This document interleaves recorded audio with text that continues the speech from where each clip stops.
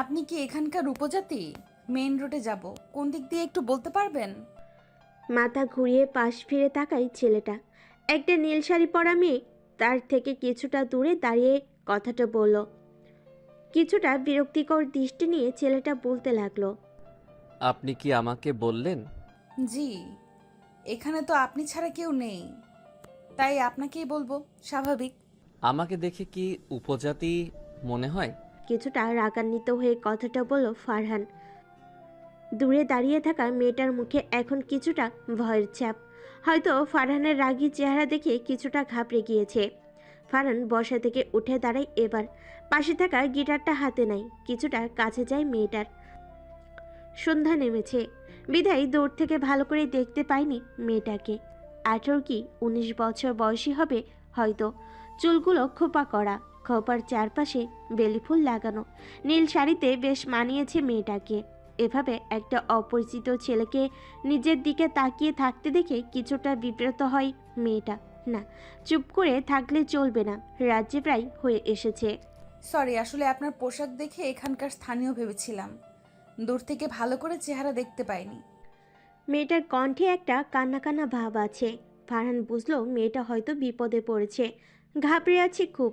ফারহান স্বাভাবিকভাবে বলতে লাগলো। আমি এখানকার লোক নই। আমরা একটা গ্রুপ, এখানে মাঝে মাঝে ক্যাম্পিং করতে আসি, তাই গ্রুপ ফটো তুলতে স্থানীয়দের মতো সাজ দিয়েছি। মেয়েটা এবার খুব আগ্রহ নিয়ে বলতে লাগলো। আপনি ট্যুরিস্ট, মাঝে মাঝে আসছেন, তার মানে জায়গাটা চিনেন হয়তো। চিনি মোটামুটি। আমাকে একটু সাহায্য করবেন প্লিজ? আমি জঙ্গলে একটা ডাকঘর খুঁজতে গিয়ে রাস্তাটা হারিয়ে ফেলেছি, রাতও হয়ে গিয়েছে, একটু মেন রোড অব্দি পৌঁছে দিবেন? খুব আকুতি ভরা কণ্ঠে কথাটা বলল মেয়েটা। অন্য সময় হলে সোজা এড়িয়ে যেত ফারহান। আত্মীয় আর কিছু ফ্রেন্ড বাদে মেয়েদের বরাবরই সে এড়িয়ে যেতে পছন্দ করে। তার মতে মহাপুরুষরা যত নারী নামক জাতিটার কাছ থেকে দূরে গিয়ে সাধনা করবে ততই সফলতা পাবে। কিন্তু রাতের অন্ধকারে একটা মেয়েকে একা ফেলে ক্যাম্পে চলে যেতে বিবেকও বাজছে। এমন সময় হঠাৎ পিছনে একসাথে অনেকের কণ্ঠ পেয়ে তাকায় ফারহান ও মেয়েটা। ডুড, কার সাথে প্রেম করছিস? জোরে চিলে কথাটি বলে একটি মেয়ে, নাম অরু, ফারহানের কাজিন। সবাই তাড়াতাড়ি হাতে কয়েকটা হারিকেন নিয়ে ফারহানের কাছে আসে।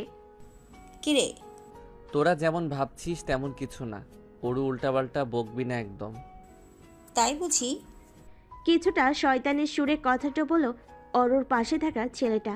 ফারহান বুঝেছে এদের তাড়াতাড়ি সবটা না বলে একটা কাণ্ড ঘটিয়ে ফেলবে। ফারহান কাছে গিয়ে ওদেরকে সবটা বুঝিয়ে বলল। ফারহানের কথা শুনে ওরা চারজনই মেয়েটার কাছে এলো। ওরা খুব নরম সুরে মেয়েটাকে জিজ্ঞেস করলো। নাম কি তোমার?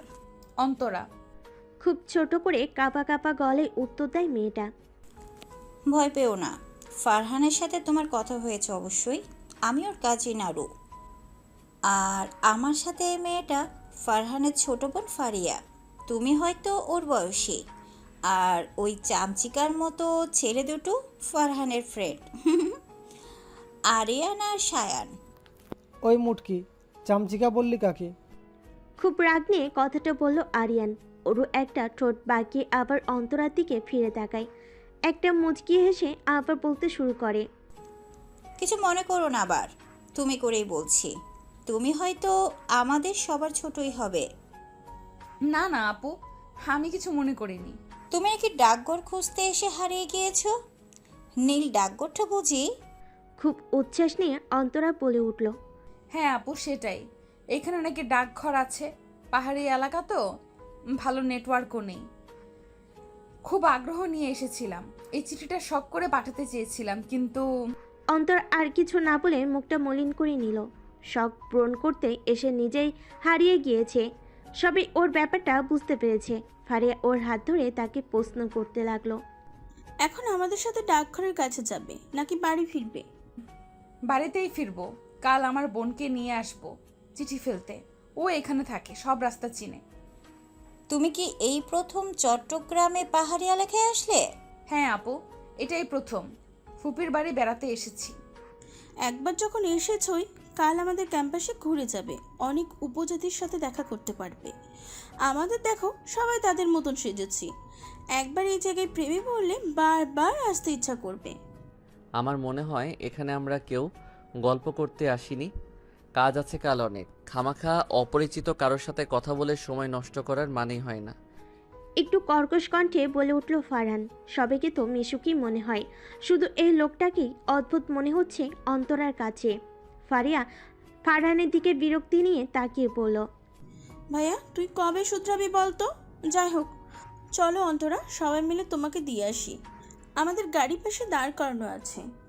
এরই মাঝে শায়ন চোখের চশমাটা খুলে হাতে নিয়ে বলে উঠল, সবার যেতে হবে কেন? ক্যাম্পে কাজ আছে অনেক, তোরা ক্যাম্পে যা, আমি দিয়ে আসি। একদম না। সাথে সাথে এক শ্বাসে কথাটা বলে উঠল ফারহান। সে জানে শ্যানের সাথে কোনো মেয়ে পাঠানো মানে শিয়ালের কাছে মুরগি পাহারা দেওয়া। শ্যান তার সব কিছুতে ফারহানের নিষেধাজ্ঞা দেখে কিছু বলতে যাবে, ওরু পরিস্থিতি সামলে বলে, থাক, কোনো ছেলেকে যেতে হবে না, তোরা তাড়াতাড়ি ক্যাম্পে যা।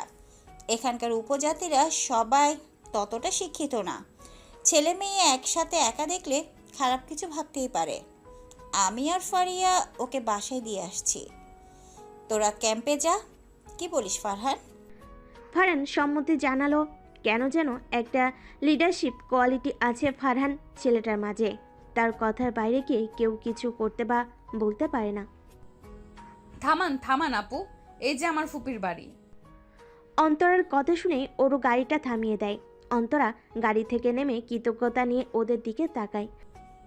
আপু ভেতরে এসে একটু চা বিস্কিট খেয়ে যান। এখন সময় নেই গো, অন্য একদিন ঠিক আসবো। আজ আমরা আসি, তুমি কাল আসবে কিন্তু দেখা করতে। ডাক করে চিঠিও ফেলতে পারবে। হ্যাঁ আপু, আসবো। অরু আর ফারিয়া বিদায় নিয়ে চলে গেল, আর অন্তরা নিজের বাড়ির দরজার সামনে দাঁড়িয়ে একটা দীর্ঘশ্বাস ফেলল। সে জানে এখন বাসায় তাকে না পেয়ে মা বাবা পুরো বাড়ি মাথায় করে নিয়েছে। তাড়াতাড়ি সে বাসে প্রবেশ করলো। একটা কাঁপুনি দিয়ে উঠল সারা শরীরে। শীত যে এসে গিয়েছে এটাই হয়তো তার প্রমাণ। উঠে বসে জানালাটা খুলল অন্তরা, কম্বলটা আরেকটু টেনে পা দুটো ঢেকে দিল। বাইরে আলো ফুটেছে ভালো করে, তবে গাছ গাছালিতে ভরপুর থাকে অতটা আলো গাছের পাতা ভেদ করে আসতে পারছে না। চট্টগ্রামের পাহাড়ি এলাকায় বাড়িগুলো আসলেই খুব সুন্দর। কি রে, কি ভাবছিস? কফিটা তো ঠান্ডা হয়ে গেল। মামাতো বোন জেরিনের ডাক শুনে ধ্যান ভাঙে অন্তরার। সত্যিই তো, সেই কখন মা কফিটা রেখে গিয়েছে কে জানে, প্রায় ঠান্ডা হয়ে যাচ্ছে। অন্তরা মগটা হাতে নিয়ে একটা চুমুক দেয়। এত মিষ্টি আবহাওয়ায় শীতের সকালে এক কাপ কফি যেন দিনটাকে পুরো রিফ্রেশ করে দেয়। তোরা খুব লাকি। এমন মনে হওয়ার কারণ? এই যে এত সুন্দর গ্রামীণ পরিবেশে থাকতে পারছিস। আমাদের ঢাকা শহরে কি আর এমন পরিবেশ দেখা যায়? উদাস হয়েছিস?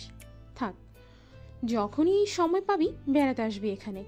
আব্বুর এখানেই এক অফিসে ট্রান্সফার হয়েছে কয়েক মাস আগে।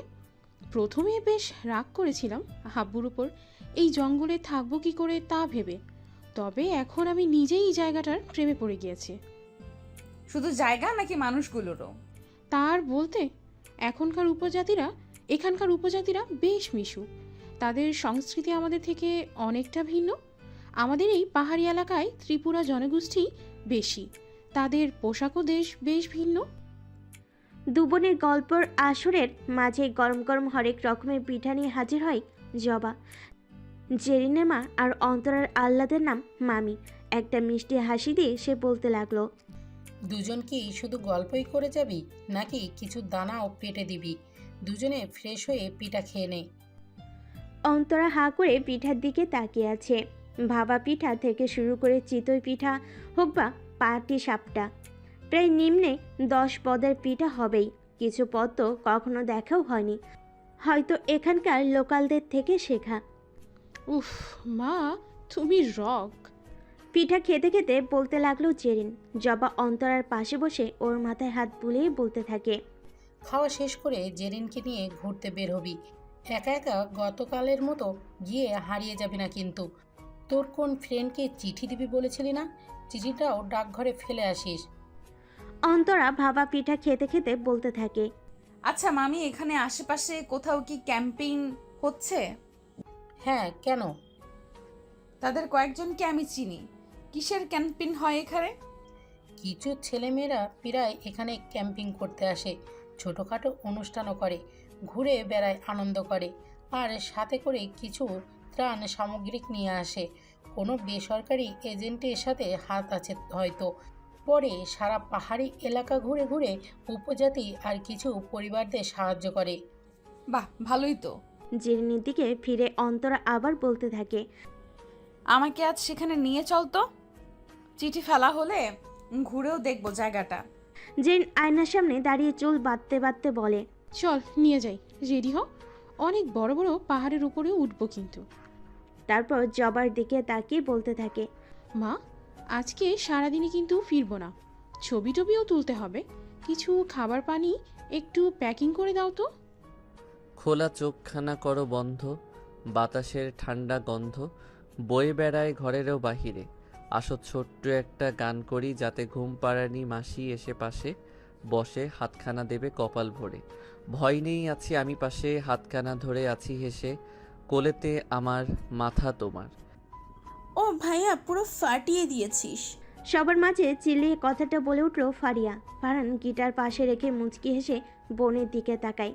ক্যাম্পের সবাই বেশ জোর করছিল ফারহানকে গিটারের সুর তুলতে। খুব ভালো গাইতে পারে ছেলেটা। আশেপাশে বাচ্চারা সবাই তাকে চকলেট আঙ্কেল বলে ডাকে।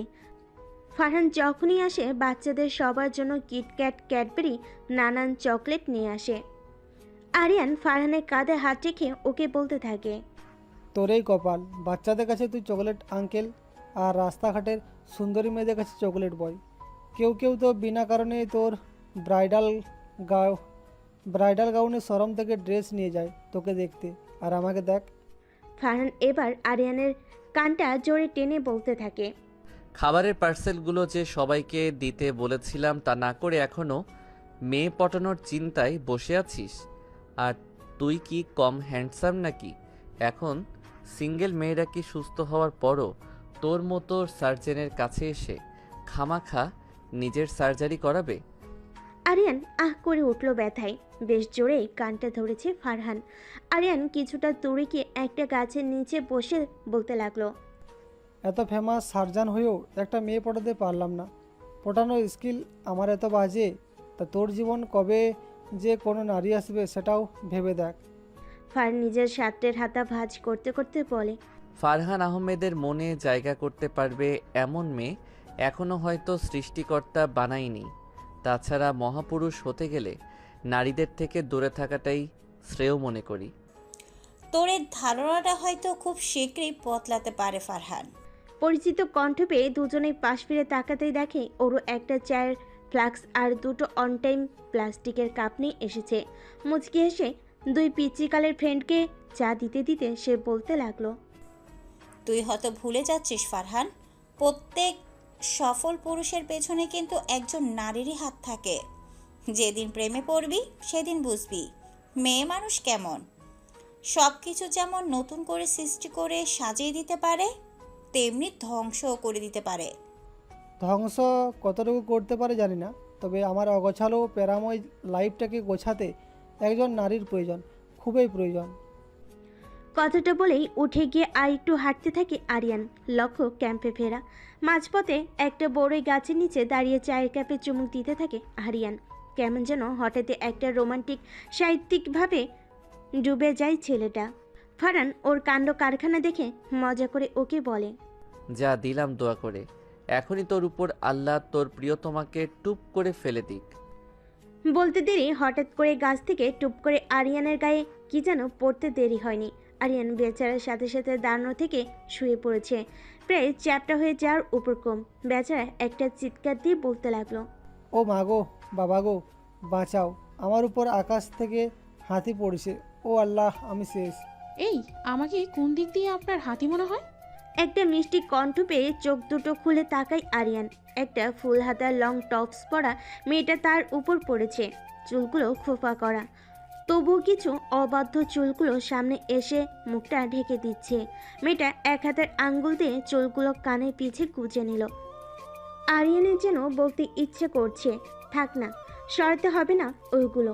তবে মুখের জড়তার কারণে ঠোঁট দুটো যেন তার বিরুদ্ধে গিয়ে চুপ করে আছে। এই যে মিস্টার, কি ভাবছেন? ছাড়েন আমাকে। এবার আরিয়ানের খেয়াল হলো সে এক হাতে মেয়েটাকে আটকে রেখেছে, সাথে সাথে ছেড়ে হাত দুটো কানে কাছে নিয়ে যায়। জেনও গাড়ির উপর থেকে সরে উঠে দাঁড়ায়। ওরু তাড়াতাড়ি এসে আরিয়ানকে উঠতে হেল্প করে। দোস্ত, তোর কোমর ঠিক আছে? সার্জার নিজের কোমর ভাঙা হলে অপারেশন করে রোগী সুস্থ করবে কি করে? আরিয়ান কোমরে হাত দিয়ে কিছুটা বিরক্তি নিয়ে তাকায় ওরুর দিকে। ওরুর মুখে হাত দিয়ে হাসি আটকানোর চেষ্টা করছে। ফারহান এবার কাছে এসে জেরিনের দিকে তাকিয়ে বলে, তুমি রিয়াদ আঙ্কেলের মেয়ে না, যে কয়েক মাস আগে এখানে বদলি হয়ে এসেছে? জেরিন এতক্ষণ ফারহানকে খেয়াল করেনি, তবে এখন দেখে চিনতে পেরেছে। ফারহানের সাথে তার বাবার ভালো সম্পর্ক, প্রায়ই দেখা করতে যায় তার বাবার সাথে। জি ভাইয়া। তুমি আকাশ থেকে পড়লে কি করে? আকাশ থেকে না, গাছ থেকে। ওই মাথা মোটার বড়ই খেতে মন চেয়েছিল, তাই উঠে পড়েছিলাম, কিন্তু পায়ে কাটা ফুটতে পড়ে গিয়েছি। ভাগ্য ভালো নিচে পড়িনি। ফারহান পাশে তাকিয়ে দেখে গাছের একটা বড় চেরি গাছের নিচে দাঁড়িয়ে আছে একটা মেয়ে। চেরি গাছের গোলাপি পাপড়িগুলো সমান ছন্দে ঝরে পড়ছে মেয়েটার উপর। এই পুরো পাহাড়ি এলাকায় শুধু এখানে এই একটা ব্যতিক্রম গাছ আছে। ক্যামেরা দিয়ে পাখির ছবি তুলছে মেয়েটা, চুলগুলো ছাড়া, একটা লং স্কার্ট আর ফুল হাতা শার্ট পরা, গলায় মাফলার পেঁচানো। দেখি তো এখানকার মনে হচ্ছে না, দূর থেকে চেহারা অস্পষ্ট। তুমি তো ঠিক আছো, কিন্তু আমার কোমর যে শেষ। আরিয়ানের কথায় সবাই আবার তার দিকে দৃষ্টি নিক্ষেপ করে। সরি ভাইয়া, আপনি যে নিচে ছিলেন একদম খেয়াল করিনি। অনেকটা অনুতপ্তের সুরে কথাটি বলে জেরিন। আরিয়ান সাথে সাথেই বলে ওঠে, কোমর ভেঙেও এতটা ব্যথা পাইনি যতটা ভাইয়া ডাকটা শুনে পেয়েছি। আরও কিছু বলতে যাবে, ফারহানের চোখের দিকে তাকিয়ে বলতেও পারে না। এমন সময় অন্তরাও ওদের দেখে হাত নাড়াতে থাকে। ওরও অন্তরাকে দেখে চিনে নেয়। আরে ও তো কালকের মেয়েটা, ওই যে নীল শাড়ি পরা ছিল, বেশ মিষ্টি তাই না রে? কথাটা ওরও ফারহানের হাতে একটা ধাক্কা দিয়ে বলল। ফারহান ভুরু কুচকে অন্তরার দিকে তাকিয়েই ওরুকে বলল, তা তুই আমাকে কেন বলছিস? আমি কি করব? না মানে, যাই হোক, তোর সাথে তো আগেই পরিচয়।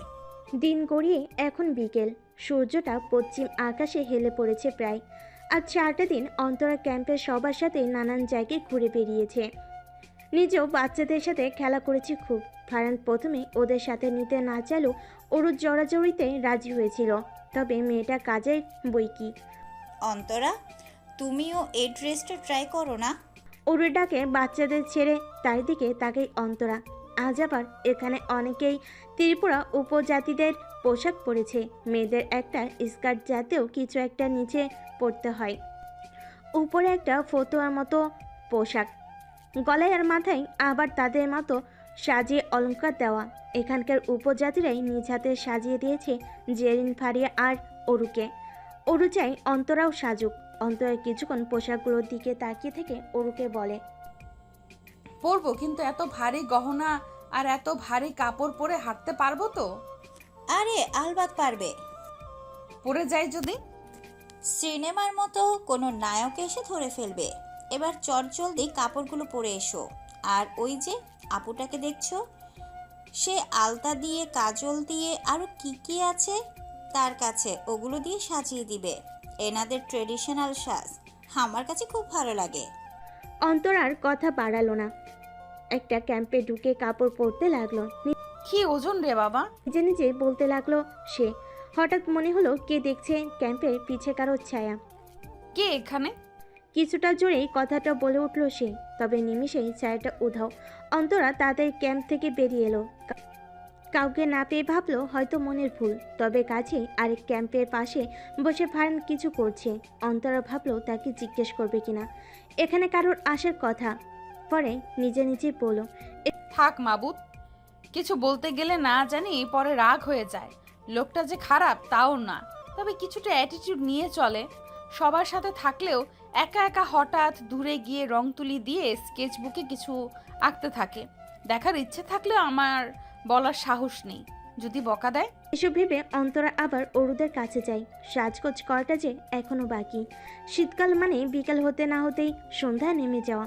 জেরিন সাথে থাকায় অন্তরা ঠিক করেছে আরও কিছু সময় পর বাড়ি ফিরবে। অবশ্য জেরিন সাথে থেকেও সাথে কোথায়, আরিয়ানের সাথে একটু বেশি ঘনিষ্ঠ লাগছে মেয়েটাকে। একা একা আলাদা ফুসুর ফুসুর ডালমে কুচ কালাহি। তবে আরিয়ান ছেলেটাকে খারাপ মনে হয়নি একবারও তার। হ্যাঁ হ্যাঁ, তারপর? বেশ আগ্রহ নিয়ে হাসতে হাসতে আরিয়ানকে জিজ্ঞেস করলো জেরিন। আরিয়ানও তার মিথ্যা প্রথম প্রেমের গল্প বলতে লাগলো। তারপর তারপর আর কি বলবো, আমার তৎকালীন প্রিয়তমা রাগ ভাঙাতে লম্বা একটা মেসেজ সেন্ড করি, কিন্তু উল্টা সে আমায় ব্লক মেরে দিল। কি লিখেছিলেন? লিখেছিলাম, প্রতি রাতে আগে ভাগে ঘুমানো কথা বলে তোমায় ঘুম পাড়িয়ে সারা রাত জেগেছি, কত মেয়ের সাথে কথা বলেছি, চ্যাটিং করেছি, তবুও তোমাকে ডিস্টার্ব করিনি। কেন জানো? যাতে তোমার রাত জাগতে না হয়, শরীর ভালো থাকে। তোমার সাথে তুমুল প্রেম থাকা সত্ত্বেও অন্য মেয়েদের সাথে টং দোকানে চা ফুচকা ঝালমুড়ি কত খেয়েছি, তোমাকে নিইনি। যেন অসুখ হলেও অন্য মেয়ের হয়, তোমার না হোক। সবসময় সুস্থ থাকো প্রিয়। ফেসবুকে একটা পোস্টে এমন দেখে লিখেছিলাম, তাও আমায় ব্লগ মেরে দিল। আমি শেষ, পেট খিল ধরে গিয়েছে। ঘন কুয়াশা আচ্ছন্ন পরিবেশে সবাই এখন আড্ডা দিতে ব্যস্ত। একটা বড় পাহাড়ের পাশে একটা খোলা মাঠ, ঠিক মাঝ বরাবর কিছু কাঠ জড়ো করে আগুন লাগিয়ে দেওয়া হয়েছে। তার আলোয় ছড়িয়ে পড়ছে চারপাশে। চারিদিকে গোল হয়ে বসেছে সবাই। কিছুক্ষণ গল্প করে ক্যাম্পে ফেরা হবে। ওরু এসে সবাইকে ঘুরে ঘুরে চা দিচ্ছে। মেয়েটা সত্যি খুব ভালো, সবার খেয়াল রাখবে। যাদের কফি পছন্দ তারাও এখন এক কাপ গরম চায়ের স্বাদ নিচ্ছে। শুধু অন্তরা ছাড়া, সে শুধু কফির নেশায় আসক্ত। ফারহান, একটা গান শোনাতো, এইভাবে সবাই আবারও কবে আড্ডা দিতে পারবো কে জানে। আরিয়ানের কথায় ফারহান তার চোখটা সরিয়ে গিটারটা হাতে নেয়। এতক্ষণ অন্তরাকে কিছুটা লুকিয়ে লুকিয়ে দেখছিল সে। মেয়েটাকে এমন সাজে বেশ মানিয়েছে। অন্য সময় হলে হয়তো না করে দিত, তবে ঠিকই তো। আবার কবে আসা হয় না হয় ঠিক নেই। ফারিয়াও বলে উঠল। শোনা না ভাইয়া একটা। ফারহানও সবার রিকোয়েস্টে সাইদে গাইতে লাগলো। ওই দূরে চলো না নীল আকাশে হারিয়ে যাই তোমার হাতটি ধরে, পায়ে পায়ে ঘুঙুর পায়ে হারিয়ে তুমি কাশবনের মৃদুল বাতাসে হয়েছি, চলো না হারিয়ে যাই তোমায় নিয়ে কোনো নাম না জানা ওই অজানা শহরে, চলো ওই দূরের আকাশটাকে বলতে চাই আমি তোমার হাতটা ধরে। আপু, আমাদের যাওয়ার সময় হয়ে গিয়েছে। কথাটা বলেই অন্তরা কাঁধে ব্যাগটা নিয়ে ক্যাম্প থেকে বেরিয়ে এলো। পোশাক পাল্টানো শেষ। ফারিয়া সাথে সাথেই বলে উঠল। তোমার সাথে হয়তো আমাদের দেখা হবে না, তুমি এক কাজ করো, তোমার মোবাইল নাম্বারটা আমাকে দিয়ে যাও, মাঝে মাঝে কথা হবে। অন্তরা মুচকি হেসে বলে। তোমরা সবাই খুব ভালো, তোমাদের আমিও খুব মিস করব, কিন্তু মোবাইল নাম্বারটা দেওয়া যাবে না। ওরু পাশ থেকে বলে উঠল। কেন? জেরিন তো দিয়েছে। কারণ এই কম সময়ে তোমরা আমার খুব কাছের হয়ে উঠেছো, আর আমি চাই না রেগুলার মেসেজে কথা বলে এই সুন্দর সম্পর্কটার মাঝে দূরত্ব তৈরি করতে। মানে খুব সহজ। এই ধরো, ফোনে কথা বললে স্বাভাবিক, মাঝে মাঝে গল্প গুজব করা হবে তোমাদের সাথে, ছবি দেওয়া নেওয়া হবে, ভিডিও কলেও কথা বলা যেতে পারে, আর ব্যস্ততার মাঝে সামনাসামনি আর দেখা করা হবে না। এজন্যই তো ফোন নাম্বার চাচ্ছি। আর আমি এই জন্যই দিচ্ছি না। তার থেকে ভালো আমরা চিঠিতে কথা বলবো। এক একটা চিঠির জন্য অনেক সময় অপেক্ষা করব, খুব আবেগ নিয়ে লিখতে পারবো, আর সময় হলে ব্যস্ততার মাঝেও দেখা করব। বাহ, কি চিন্তা তোমার। বাকিরাও পাশে দাঁড়িয়ে ওদের কথা শুনছে। ফারহান একবার ওদের দিকে তাকিয়ে আবার নিজের কাজে মনোযোগ দিল। একটু পর অন্তরা আর জেন এক এক করে সবার থেকে বিদায় নিল। অন্তরা কালে শহরে ফিরবে। শেষে অন্তরা ফারহানের কাছে আসে, তবে কি বলে কথা শুরু করবে বুঝতে পারছে না। যদি আবার রেগে যায়, কেন জানি লোকটাকে একটু একটু ভয় হয় ওর। কিছু বলবে? খুব ঠান্ডা গলায় কথাটা বলল ফারহান। এক হাতে ফোন টিপছে, আরেক হাতে সামনে ছিলকি চুলগুলো ঠিক করছে। দৃষ্টি এখনও ফোনের ডিসপ্লের দিকে। অন্তরা কিছুটা কাঁপা কাঁপা কণ্ঠেই বলল। ধন্যবাদ। ফারহান তার দৃষ্টি এবার ফোনের থেকে সরিয়ে অন্তরার দিকে নিল। এই চোখ যেন যে কাউকে বসিয়ে আনতে পারে। অন্তরার সারা শরীর শীতের ছোঁয়ায় কিছুটা কেঁপে উঠল। না, এই চোখে বেশিক্ষণ চোখ রাখা তার পক্ষে সম্ভব না। অন্তর অন্যদিকে দৃষ্টি সরিয়ে নিল। মেয়েটার অদ্ভুত আচরণ কেন জানি খুব ভালো লাগছে ফারহানের। নিজের ঠোঁটের রেখাটা কিছুটা প্রশস্ত করে সে প্রশ্ন করে, কেন? আপনার কারণেই যে সবার সাথে পরিচয় হলো তাই। আর তাছাড়া এই ক্যাম্পেইনের শুরুটাও নাকি আপনার করা। খুব সহজ ভাষায় উত্তর দিল অন্তরা। আর এক মুহূর্ত দেরি না করে চলে আসলো সেখান থেকে। ফান একটা শীতল দৃষ্টিতে তাকিয়ে রইল তার দিকে। আর কয়েকটা দিন থেকে গেলেও পারতেন। বেশ অভিমান সুরে কথাটা বলল জবা। অন্তরা মা সব গোছাতে গোছাতে বলল, আবার সময় করে আসবো বোন। আর এখন কেন তাড়াহুড়া করে বাড়ি যাচ্ছি তা তো তুমি জানোই। ছেলেটা খুব ভালো। কোন ছেলে খুব ভালো মা? অন্তরের কণ্ঠ পেয়ে থেমে যায় তার মা। জবাকেও ইশারা দিয়ে বলে কিছু না জানাতে, নয়তো আর বাড়িতে যেতে চাইবে না মেয়েটা। আরে অন্য কথা বাদ দে, তুই রেডি হ তাড়াতাড়ি। এক্সাম দেওয়া শেষ, লম্বা একটা ছুটি পেয়েছি, একটু বেড়াবো তা না। আর তুমি এখন বাসায় যেতে চাচ্ছ? এবার চল, একটা কাজে যাচ্ছি। আবার আগামী সপ্তাহে কুয়াকাটা নিয়ে যাব তোকে। কুয়াকাটার কথা শুনে অন্তরের মুখে বিশ্বজয়ের হাসি ফুটে ওঠে। খুব আগ্রহ নিয়ে জিজ্ঞেস করে, সত্যি মা, নানু বাড়ি যাবো আমরা? মা তার মাথা নাড়িয়ে মেয়েকে জবাব দেয় তারা যাবে। অন্তরার এখন আর বাড়ি ফিরতে সমস্যা নেই। তারা রওনা দেয় বাড়ির উদ্দেশ্যে। সময়টা এখন মধ্যরাত। বেলকনিতে একটা ছোট ডিম লাইট জ্বালানো। একটা চেয়ারে বসে কফির কাপে চুমুক দিচ্ছে আর রাতের নীরব পরিবেশটাও উপভোগ করছে অন্তরা। আশেপাশের সবগুলো ফ্ল্যাট একদম অন্ধকার। মনে হচ্ছে পুরো নিস্তব্ধ শহরে সে একাই জেগে আছে। এই একটা ছোটবেলার সমস্যা তার। রাতে ঘুম ভাঙলে আর ঘুমই আসে না। তাছাড়া ইদানিং হঠাৎ হঠাৎ বেশ মাথা ব্যথা করে তার। ওষুধ খেলেও সারার নাম নেই। জেনকে গল্প করার জন্য সাথে নিয়ে এসেছে, কিন্তু সে এখন পুরো ঘুম। পরশু ভার্সিটির নবীনবরণ অনুষ্ঠানে কি পড়ে যাবে তা নিয়ে তার কত চিন্তা। অথচ ভার্সিটির ছাত্রী হলো অন্তরা। কথায় আছে না, যার বিয়ে তার খবর নেই। পাড়াপড়শির ঘুম নেই। সকাল সকাল উঠে জেন রেডি হচ্ছে। মেয়েটা সাজতে যে কত ভালোবাসে বলার বাহিরে। শাড়ি চুড়ি পরে এমন সাজ দিয়েছে যেন ডেটে যাচ্ছে। অন্তরা বসে বসে চানাচুর খাচ্ছে আর ওর তামাশা দেখছে। আচ্ছা, তোর তো ড্রেসের অভাব নেই, আজ শপিং করতে না গেলে হয় না? অন্তরের কথা শুনে রাগী চোখে তাকায় তার দিকে জেরিন।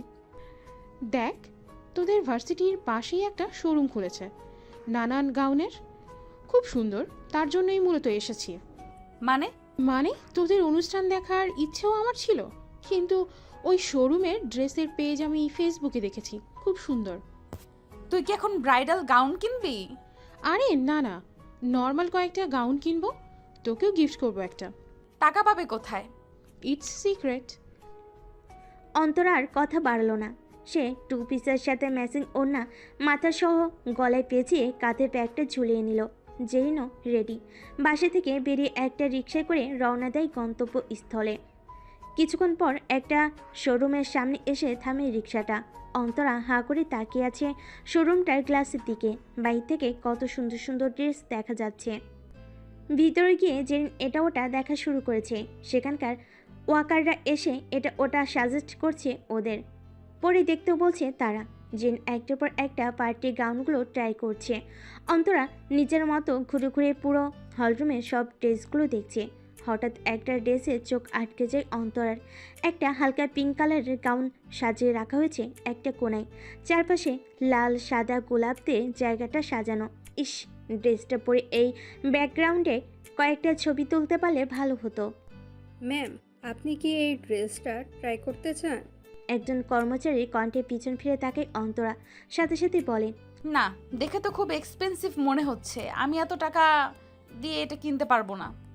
সমস্যা নেই ম্যাম, এই ড্রেসটা আমাদের এই শোরুমের ওনার নিজেই ডিজাইন করা।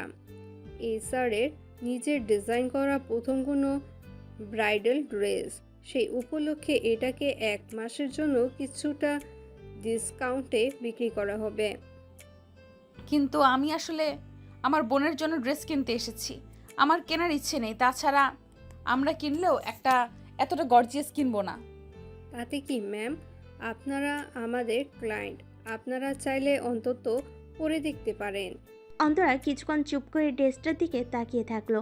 তারপর ভাবলো একটু পরে দেখতে আর কি সমস্যা। ড্রেসটা নিয়ে চেঞ্জিং রুমে গিয়ে পরিধান করে আসলো। বাইরে বের হয়ে লুকিং গ্লাসের দিকে তাকে একটা হাসি মাখা মুখে কয়েকটা ছবি তুলে নিল। ইফ ইউ ডোন্ট মাইন্ড, আমরা কি ওই ফুলগুলোর ওখানে গিয়ে কয়েকটা ছবি তুলতে পারি?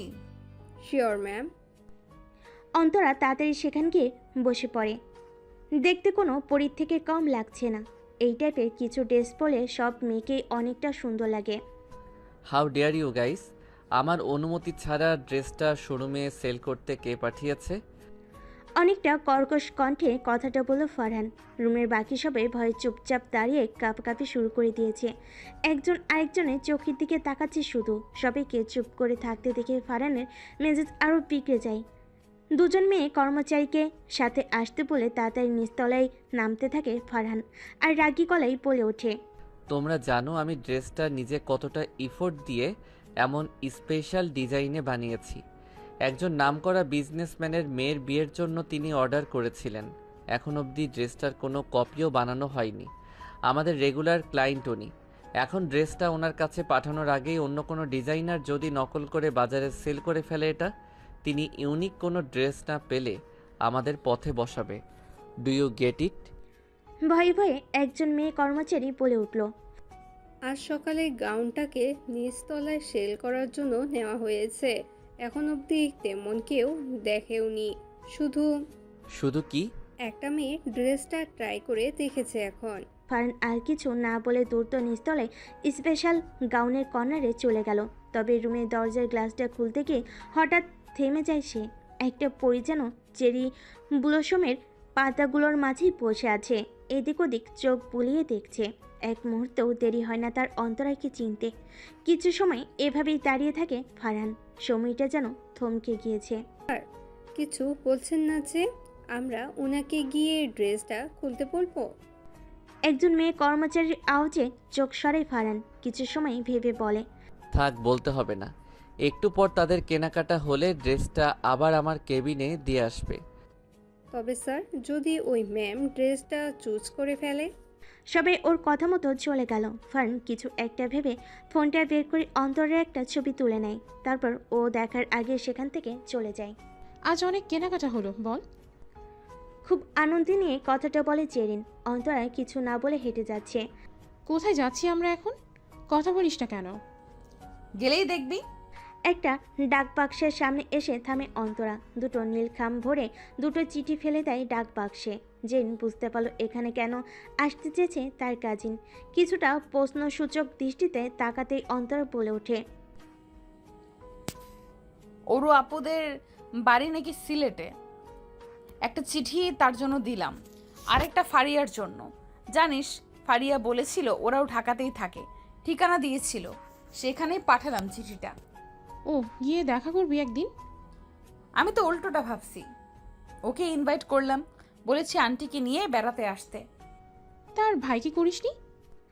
অন্তরা একটু চুপ করে থেকে বলল, না, ছেলে মানুষ এসে কি করবে, এখন চল তো।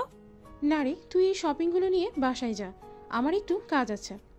জেনের কথা শুনে একটু সন্দেহ নিয়ে তাকায় অন্তরা। এভাবে কি দেখছিস? যেতে বললাম তো। আর এমন তো নয় যে আমি এখানে কিছু চিনি না। কিন্তু আরে থাম না, এমন জেরা করিস না। সন্ধ্যার আগে বাসায় ফিরে সব বলবো। এখন যা প্লিজ, যা না। অন্তরা কিছু বলার আগে জেন একটা অটো ডেকে ওকে জোর করে উঠিয়ে দেয়। কি একটা ঝামেলা। অন্যদিকে আপনি ভার্জিন তো? অ্যাকচুয়ালি ভার্সিটিতে পড়া অবস্থায় অনেক মেয়ে রিলেশনে জড়িয়ে পড়ে।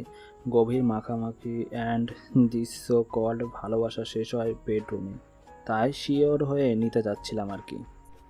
পাত্রবেশে সামনে বসে থাকা লোকটার কথা শুনে আপাতত লজ্জায় মুখ থমথমি করছে অরুর। এতটা খোলামেলা কথাবার্তা মোটেও আশা করেনি সে। রাগে মাথাটাও ধরে যাচ্ছে তার। সামনে থাকা শরবতের গ্লাসটা হাতে নিয়ে জোরে ছুঁড়ে মারে ছেলেটার মুখে। আচমকে এমন কিছু যে হতে পারে কিছুটা আন্দাজ করেছিল ছেলেটি। হঠাৎ আরও চিৎকার করে ডাকতে শুরু করে, মা, বড় বাবা। বাড়ির পিছনের বাগানটা বেশ বড়। বাগানের শেষ প্রান্তে একটা পুকুর। পাড়ে গিয়ে দাঁড়ালে দূরের চা বাগান দেখা যায়। পড়াশোনা আর চাকরির খাতিরে গ্রামে আসার সুযোগই হয় না অরুর। এবার অনেক দিন পর গ্রামে এসেছে, ভাবছে কিছুদিন পরের অনুষ্ঠানে সকল ফ্রেন্ডদের সাথে অন্তরাকেও ইনভাইট করবে সে। না চাইতেও এই বাজে লোকটার বিয়ে করতে হচ্ছে তার, কি অদ্ভুত। এবার গ্রামে আসাটাই যেন ভুল হয়েছে অরুর। কেমন নির্লজ্জ লোক একটা। ছেলেটার নাম আহনাব, দেখতে এত হ্যান্ডসাম, প্রফেশনে ভার্সিটির প্রফেসর, অথচ কথাবার্তায় এমন। তখন রুম থেকে বের হয়ে মা বাবাকে বললেও ওর কথা কেউ বিশ্বাস করেনি। সবাই ভাবছে ও হয়তো বিয়ে করতে চায় না, তাই এমন পাগলামি করছে। আর লোকটাও কেমন, অরু যে তার গায়ে শরবত ঢেলে দিয়েছে একবারও বলেনি, উল্টো বলেছে নিজের হাত ফসকে নাকি পড়ে গেছে। বিরক্তিকর লোক একটা। তবে অরু জানে না দূর থেকে কেউ তাকে এক অপলক দৃষ্টিতে দেখে যাচ্ছে। চা বাগানের মাঝ থেকে আহনাব তাকে দেখছে আর বলছে, আমি জানি তুমি রাগ করছে শ্যামলাবতী, তুমি কেমন মেয়ে তা আমি জানি, জেনেও তোমাকে একটু বিরক্ত করে দেখলাম। তবে আমায় নিয়ে বেশি ভেবো না, তোমার অভিমান আমি ঠিক ভাঙিয়ে নেব। কিরে, তুই কি বলবি না আমায় কিছু? অন্তরার কথায় টিভি বন্ধ করে ওর দিকে তাকায় জেরিন। জেরিন পাল্টা ওকেই প্রশ্ন করে, কি জানতে চাস? তুই নিজেই জানিস আমি কি জানতে চাই। আচ্ছা বলবো, আগে প্রমিস কর কাউকে বলবি না। আচ্ছা বলবো না, বল। আরিয়ানের সাথে দেখা করতে গিয়েছিলাম। কি? আস্তে, মা শুনলে খবর আছে। আসলে আরিয়ান এখানকার এক হসপিটালের সার্জন, দেখা করতে চেয়েছিল তাই গিয়েছি। ব্যাস, আর বলতে হবে না, বুঝেছি। এই জন্যই এমন সাজ। ডাল মে কুচ কালা হ্যাঁ ভেবেছিলাম, এখন দেখি পুরো ডালই কালা। চুপ থাকতো। আরিয়ানের ফোন এসেছে, বারান্দায় গেলাম। জেন আর কিছু না বলে বারান্দায় গিয়ে ফোনটা রিসিভ করলো। ও পাশ থেকে কোনো শব্দ পাচ্ছে না অনেকক্ষণ। এরপর রেগে বলল, কিছু বলবেন নাকি? ফোন কাটবো। আরে না না, ফোন কেটো না, ভাবছিলাম কি বলে কথা শুরু করব। বলেন, কি বলবেন? মুরগি খায় ধান, তুমি আমার জান। কি? না না, কিছু না। আসলে অনেককেই দেখি তার জিএফকে প্রেমের কবিতা শোনায়, তাই তো। এটা আপনার কবিতা? রাখলাম আমি। আরে না, শোনো শোনো, আসলে আমি। আর কিছু বলার আগে জেন ফোনটা কেটে দিল। ও পাশ থেকে আরিয়ান বলতে থাকলো, যাক বাবা, ফোনটা কেটে দিল। এদিকে ফোন কাটলেও জেন হাসতে হাসতে শেষ। কি ফানি লোকটা। এমন সময় কলিং বেলের আওয়াজ পেল দুজনে। অন্তরার মা বাসায় নেই, পাশের ফ্ল্যাটে গিয়েছে একটু দরকারে। তাহলে এখন কে? জেন রুমে গিয়ে দেখি অন্তরা হাতে একটা বড় পার্সেল নিয়ে দাঁড়িয়ে আছে। এটা কি? জানি না, ডেলিভারি বয় দিয়ে গেল, বলল অন্তরাকে তার নামে পার্সেল আছে। তুই কি কিছু অর্ডার করেছিলি? না তো, খুলে দেখি। অন্তরা পার্সেলটা খুলে দেখে একটা ম্যাজেন্টার কালারের শাড়ি, সাথে সকালের শোরুমের সেই গাউনটা, সাথে ছোট্ট একটা চিরকুট, তাতে লেখা করবে বলে মনে হয় না, কারণ ওইটা ওয়েডিং ড্রেস। এখন তোমরা তোমাদের কাজে যাও। এই যে মাথামোটা বললেই সম্বোধন করলাম, কারণ তোমাকে আমার শুরুতে কিছুটা গর্দভী মনে হয়েছিল, এখনও মনে হয়, তবে কিছুটা কম। আমার কাছে মনে হয়েছিল তোমাকে শাড়িতেই বেশি মানাবে, তাই একটা শাড়ি গিফট করলাম। আর সকালে এই গাউনটাই তোমাকে অসম্ভব সুন্দর লাগছিল, তাই এটাকেও সাথে পাঠিয়ে দিলাম। এই ড্রেস পরা অবস্থায় তোমার হাসি দেখে হুমায়ুন স্যারের সাহিত্যিক একটা কথা মনে পড়ে গেল। মানুষটা হাসছে, আমি মুগ্ধ হয়ে তার হাসি দেখছি। দেখতে দেখতেই আমার সমস্ত শরীরে ঝিম ধরতে লাগলো। আমি চোখের সামনে নিজের সর্বনাশ দেখতে পারলাম। পরিষ্কার বুঝলাম এই মানুষটাকে ছাড়া অন্য কিছু ভাবা আমার পক্ষে আর সম্ভব না। অন্তরা থ মেরে বসে আছে চিরকুটটা হাতে পেয়ে। ওইদিকে জেন মাথামোটা শব্দটা শুনে হাসতে হাসতে খাট থেকেই পড়ে গিয়েছে। ধর আমাকে। দূরে গিয়ে মর। সকাল সকাল উঠেই দুজনে রেডি হওয়া শুরু করে দিয়েছে। তবে ঘুরে ফিরে সেই দেরি হয়ে গেল। জেন একটা সুন্দর গাউন পরেছে, চুলগুলো খোলা, গর্জিয়াস সাজ। আর অন্তরা গতকাল গিফট পাওয়া সেই শাড়িটা পরেছে, চুলগুলো খোপা করে বেলি ফুল দেওয়া, কানে ঝুমকা, দুহাতে ফুলের কাজরা। রওনা দেওয়ার পরেও প্রায় আধা ঘন্টা পর ওরা ভার্সিটি গিয়ে পৌঁছায়। ইতিমধ্যে অনুষ্ঠান শুরু হয়ে গিয়েছে। একজন সিঙ্গার গান গাইছে, সব মেয়েরা উল্লাসে ফেটে পড়ছে। যেন খুব হ্যাপি মিস্টার সায়ন চৌধুরীর গান সামনে থেকে শুনতে পেয়ে। অন্তরা প্রথম দেখে চিনতে না পেলেও ওর বারবার মনে হচ্ছে এই ছেলেকে কোথায় যেন দেখেছে। একটু মাথা খাতাতেই মনে পড়ে যায়। আরে ওনাকে তো আমি চিনি। আমিও চিনি, নতুন গায়ক, খুব ভালো গান গায়। মেয়েরা তো ওর গান বলতেই পাগল। আরে না, সেই হিসেবে না। তোদের বাসায় বেড়াতে গিয়ে প্রথম যেদিন আমি হারিয়ে গিয়েছিলাম, তখন অরু আপুদের সাথে ছিল, ওনাদের ফ্রেন্ড হয়তো।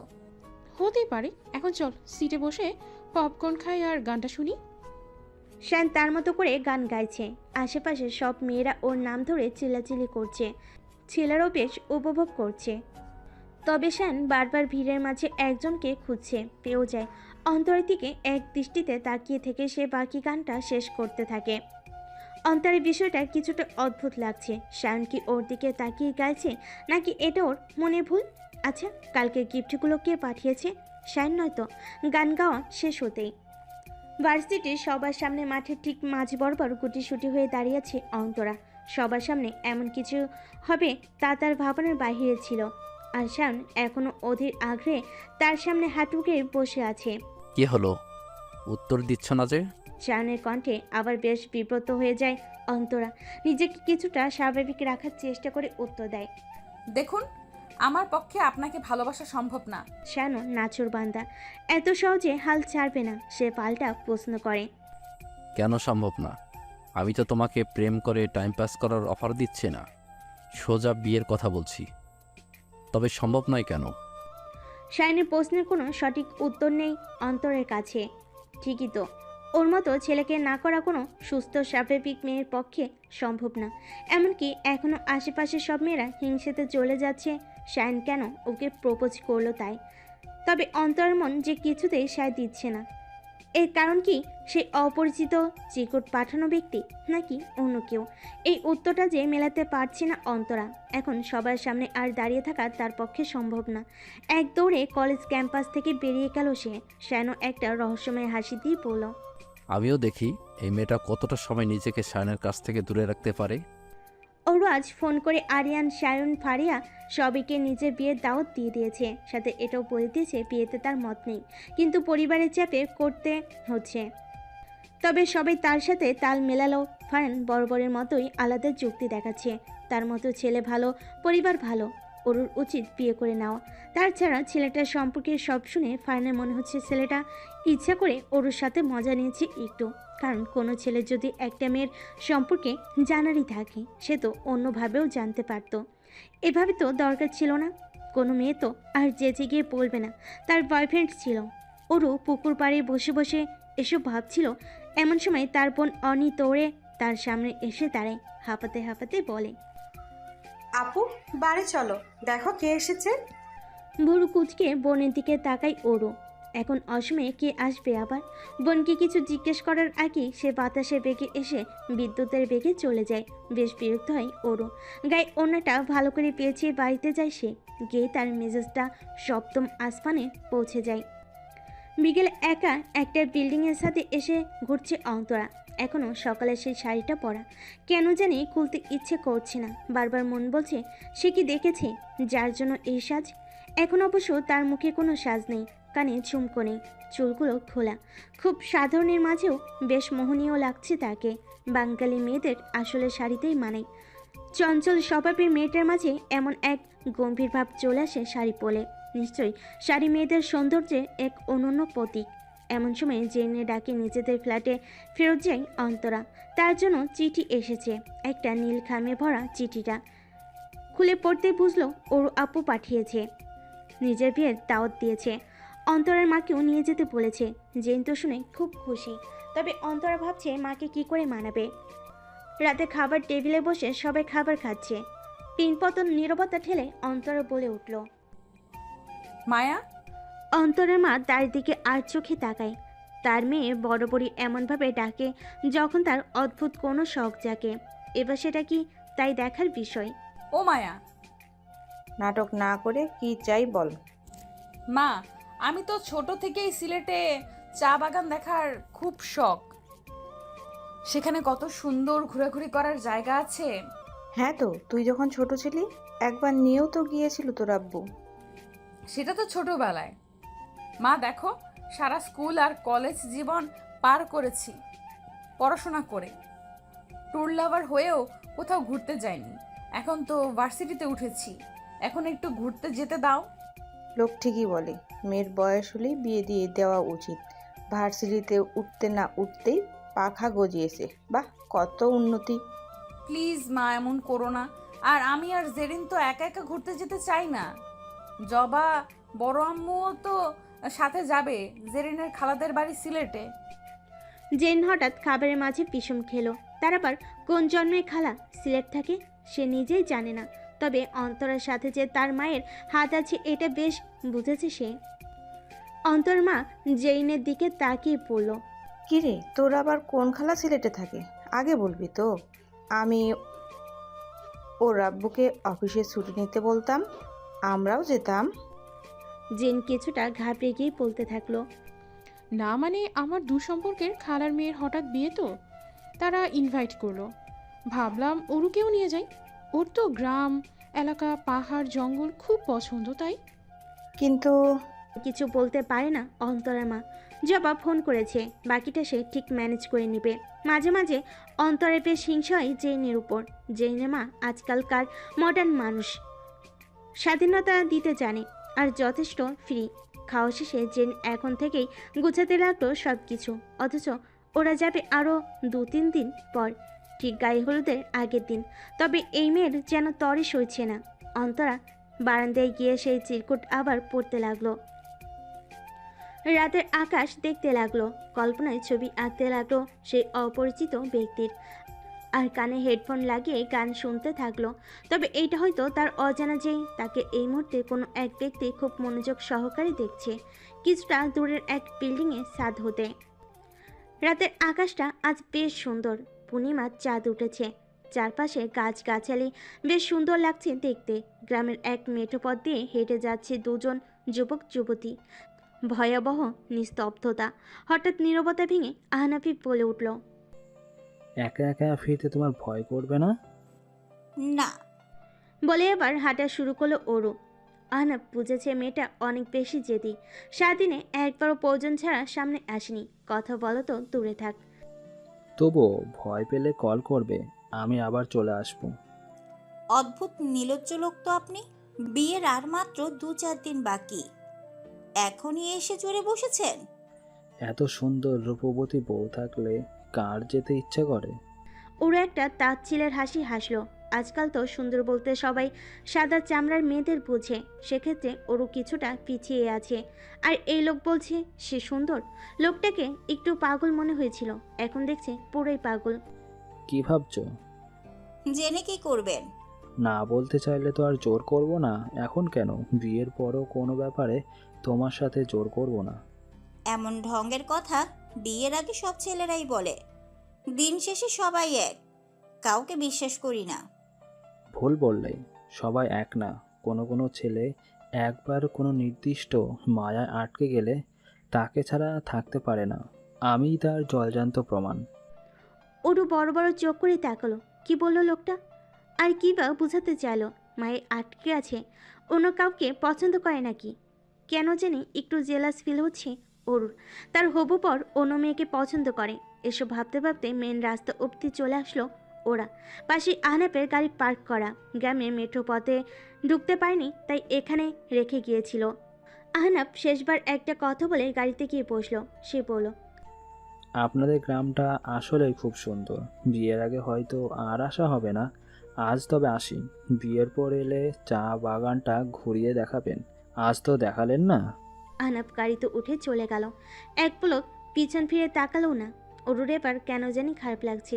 আহনাফ কি তবে পরিবারের চাপে পড়ে বা অন্য কারণে ওকে বিয়ে করছে? ওরুকে কি তার পছন্দ না? এসব ভেবে বেখালি মন নিয়ে বাড়ির পথে রওনা দেয় ওরু। গ্রামের মেয়ে হয়, রাত বিকেলে গ্রামের বাগানে হেঁটে গেলেও ভয় জিনিসটা তেমন একটা ছুঁতে পারে না তাকে। আজ ভোর 5টার সময় উঠেই রেডি হয়ে বসে আছে জেরিন, অথচ অন্য সময় সকাল 10টাও তার ঘুম ভাঙানো যায় না। এদিকে অন্তরা এখনও ব্যাগ গুছাচ্ছে, শীতের কিছু কাপড় নিয়ে নিল। আজ গেলে প্রায় 1 সপ্তাহ পর ফিরবে তারা। অন্তরা রওনা দিতে যাবে এমন সময় দরজা খুলে দেখে নিচে একটা ছোট বক্স রাখা। কৌতূহলবশত বক্সটা রুমে নিয়ে আসে। মা রান্নাঘরে কিছু খাবার প্যাক করে দিচ্ছে। যেতে যেতে রাত হয়ে যাবে। জেন অন্তরাকে বলে উঠল, আমার মনে হয় এই সেই চিরকুট ওয়ালা পাঠিয়েছে। অন্তরাও কিছু না বলে বাক্সটা খুলল। পুরো 1 ডজন চুড়ি। অন্তরার মুখে বেশ বড় একটা হাসি ফুটে উঠল। বিয়েবাড়িতে লেহেঙ্গা, শাড়ি এসবের সাথে চুড়ি না পরলে হয় নাকি? তবে তার চুড়ি নেই তেমন। এবার সেই অপূর্ণতাও যেন চুকিয়ে দিয়েছে সেই অজ্ঞাত ব্যক্তি। কি রে, কোন ভাবনায় ডুবে গেলি? সাথে কোনো খাম আছে কি না দেখ। জেনের কথাই ভাবনার জগৎ থেকে বের হয় অন্তরা। চুড়িগুলো কাপড়ের সাথে নিয়ে নেয়। চুড়িগুলোর নিচে আসলেই এবারও একটা খাম ছিল, একটা নীল খাম। তার ভিতর একটা সবুজ চিঠি, তার উপর সাদা ঝিকিমিকি কালি দিয়ে লেখা। মায়াবিনী, ইদানিং তোমার হাতের স্পর্শ পেতে খুব ইচ্ছে করে, তবে সব ইচ্ছে তো আর পূরণ হতে নেই। কিছু ইচ্ছে মনের গহীনে লুকিয়ে রাখতে হয়, রেখেই না হয় দিলাম। খুব শীঘ্রই নিজের মনের কথাগুলো সামনাসামনি বলে দিব, তখন না হয় নিজের চুড়ি পরা হাত দিয়ে শক্ত করে আমার হাতটা ধরে নিও। কোনো কবি সাহিত্যিক তো আর আমি নই, তাই কবিতার ভাষায় নিজের মনের কথা বলতে পারবো না। শুধু তোমার কথা ভেবে মাঝে মাঝে গিটারে সুর তুলি। দূর হতে আমি তারে সাধিব, গোপনে বিরহ ডোরে বাঁধিব। অন্তরা মুচকি হেসে চিরকুটটা হুডির পকেটে ঢুকিয়ে নেয়। রেডি হয়ে রওনা দেয় গন্তব্যস্থলে। কিরে, রেডি হলি? শার্টের হাতটা ফোল্ড করে সিঁড়ি দিয়ে নামতে নামতে বলল ফারহান। ফারিয়াও প্রায় রেডি হয়ে গিয়েছে, এখনই রওনা দিবে। এমন সময় ফারহানের মা মিসেস ফাল্গুনী বেগম একটা বাটিতেই দই নিয়ে এসে দাঁড়ায়। মা, এখন এসব মুখে দিতে ইচ্ছে করছে না। কোনো কথা না বলে 2 চামচ মুখে দিয়ে দিচ্ছি, খেয়ে নি। মিষ্টি খেয়ে বের হওয়া ভালো। তুমিও না? এসব কিসের কুসংস্কার যে বিশ্বাস করো? কি কুসংস্কার মনে হয় তোর এসব? এখন বের হবি তাই রাগ হলাম না, কিন্তু আরেকটা কথা মনে রাখ। কি বলেছিলাম রাতে মনে আছে? হ্যাঁ মা, মনে আছে। তোমার যেই মেয়ের সাথে ইচ্ছে বিয়ে দিয়ে দাও। ছবিটা দেখলাম তো, পছন্দ হয়েছে। তুমি কি উত্তর শুনলে খুশি হবে? সেটাই ধরে নাও। তবে কিন্তু এই মেয়েটাই ফাইনাল, পরে কিন্তু কথা ঘোরাতে পারবি না। তোর পছন্দ থাকলে বল। ফারহান কিছুক্ষণ ভেবে একটা রহস্যময়ী হাসি দিয়ে বাড়ি থেকে বের হলো। ফারিয়া আগে থেকে গাড়িতে গিয়ে বসে আছে। ফাল্গুনি একটা দীর্ঘশ্বাস ফেলে ভাবলো, ছেলেকে একটা ভালো মেয়ে এনে দিতে পারলে সে এবার শান্তিতে মুক্তি পাবে। বাসে বসে জানালায় হেলান দিয়ে বসে আছে অন্তরা। জেরিন তার পাশের সিটে বসে ঘুমাচ্ছে। অন্তরার চোখে ঘুম নেই। দিন দিন সে চিঠি পাঠানো লোকটার তার সব চিন্তা ভাবনায় বিরাজ করছে। তার মনেও যে লোকটার জন্য কত কথা জমে আছে, তবে সে যে জানে না মানুষটাকে, কোথায় তার ঠিকানা। চিঠির উত্তরগুলো যে জমে জমে পাহাড় তৈরি করে ফেলেছে।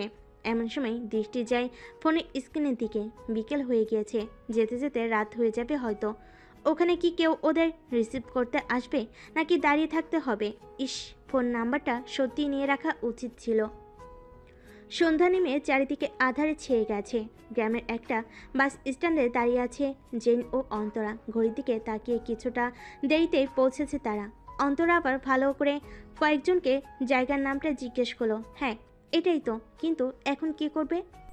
সব সময় সব ঝামেলায় কি আমাকেই ফেলবি? ক্লান্ত কণ্ঠে বাস থেকে নামতে নামতে ফোনে বলল সায়ন। ওরও সাথে সাথে জবাব দিল।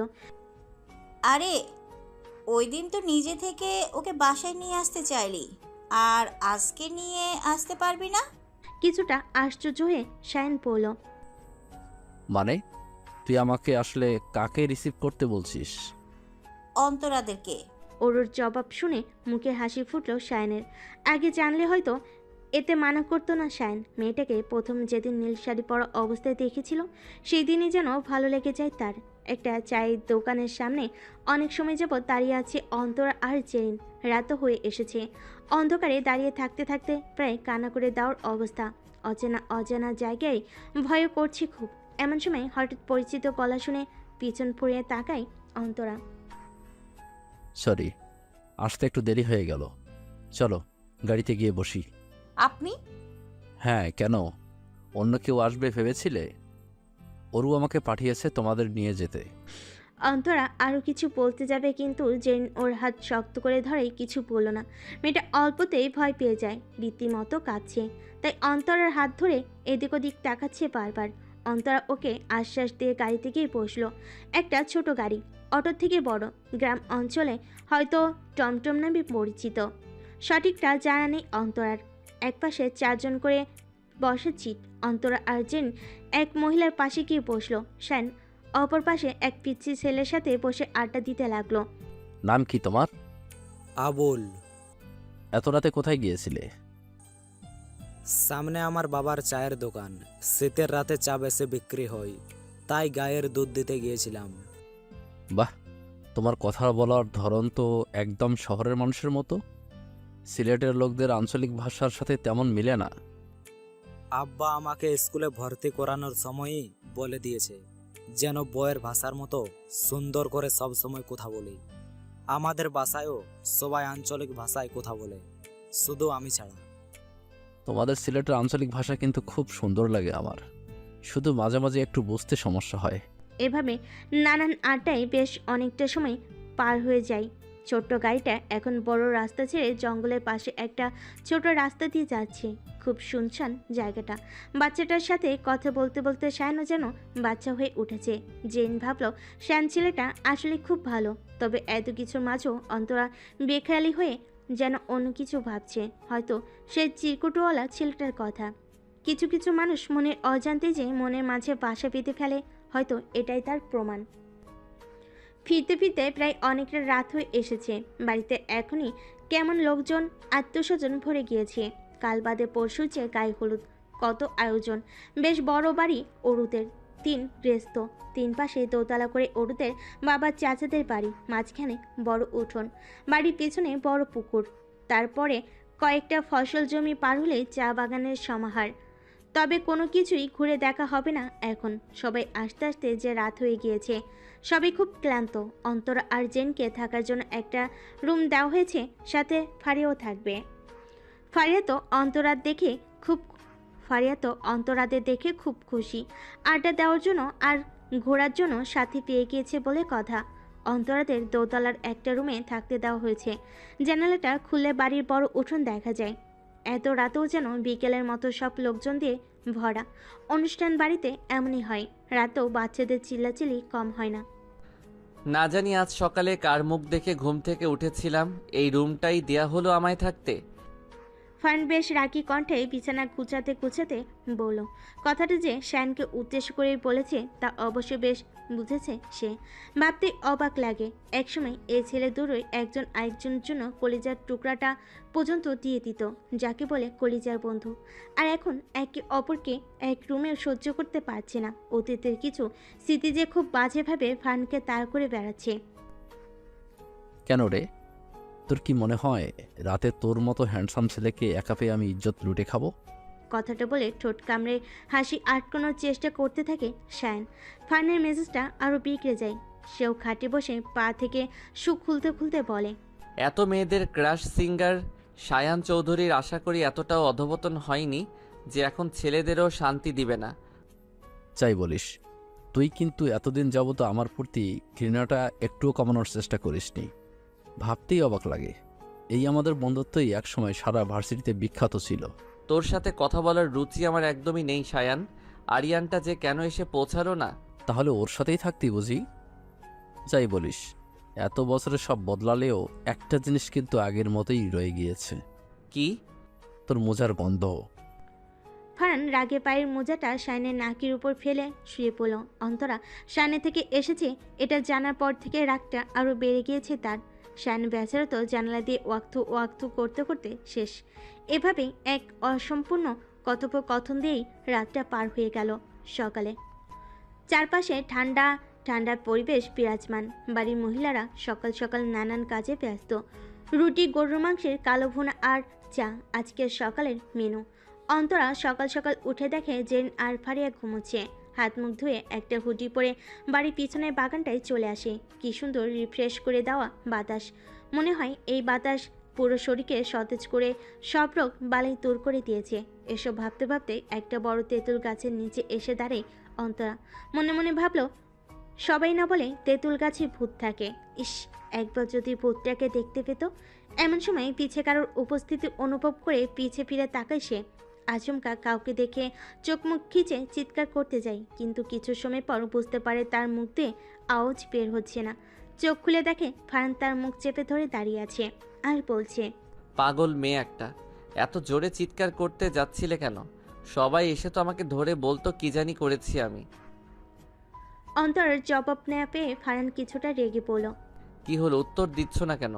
একটু আগে নিজেই তো বলছিলে তেঁতুল গাছের ভূত দেখার শখ, এখন মানুষ দেখেই ভয় পাচ্ছ? অন্তরা বেচারির এবার কান্না করে দেওয়ার মতো অবস্থা। চোখে ইশারায় বলল হাতটা মুখ থেকে সরাতে। ফারহান নিজেও ভ্যাবাচাকা খেয়ে গেল। সে এতক্ষণ ওর মুখ চেপে ধরে ওকে কথা বলতে বলছে। সাথে সাথে ফারহান হাত সরিয়ে নিয়ে কিছুটা দূরে গিয়ে দাঁড়ালো। এবার অন্তরার জবাব দেওয়ার পালা। আমি যদি বুঝতাম আমার পিছে মানুষ আছে তাহলে তো চিল্লাচিল্লি করতাম না। এভাবে হাতির মতো পিছে এসে দাঁড়ালে কে ভয় পাবে না শুনি?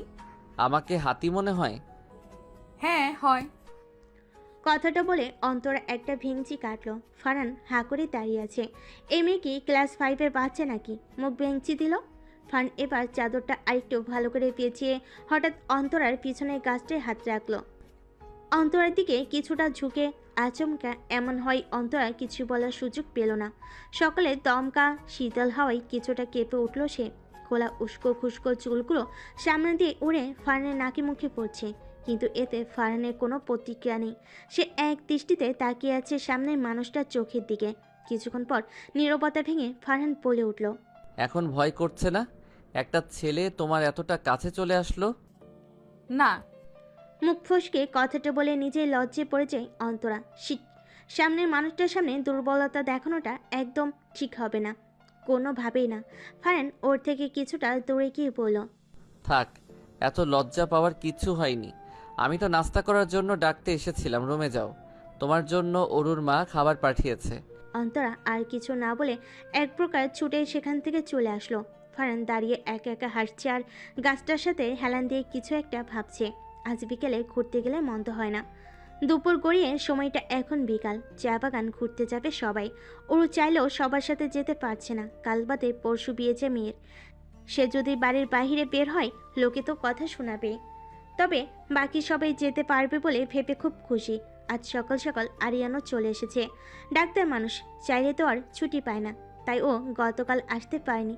জেন আর আরিয়ান একসাথে আগে আগে হাঁটছে।